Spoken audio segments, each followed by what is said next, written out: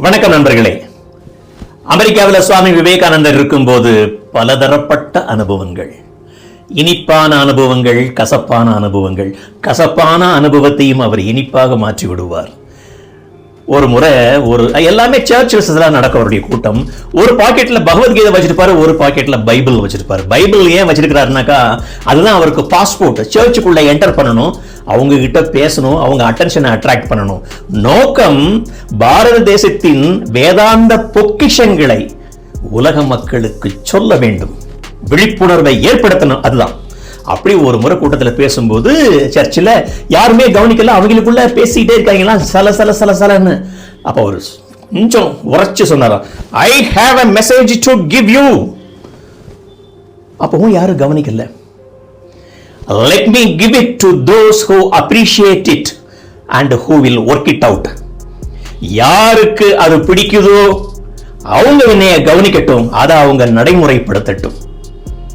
அப்பவும் கவனிக்கல. What care I who takes it? யார் கவனிச்சா என்ன, கவனிக்காட்டி எனக்கு என்ன அப்படின்னு சொல்லிட்டு பைபிள்ல இருந்து கோட் பண்றாரு. He who doth the will of my father is my own. யாரு பகவான் சொல்றதை கேட்டு அதன்படி நடக்கிறானோ, அவர் கட்டளைப்படி நடக்கிறானோ, அவன் தான் எனக்கு சொந்தமானவன். and he is my follower.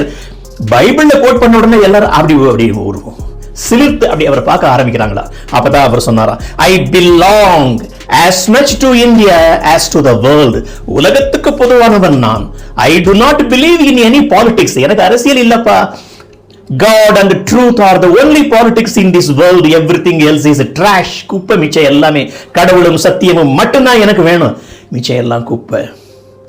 அப்பதான் சரி, இவர் ஏதோ ஒரு மெசேஜ் சொல்ல வராரப்பா அப்படின்னு எல்லாருமே கவனிக்கிறாங்க.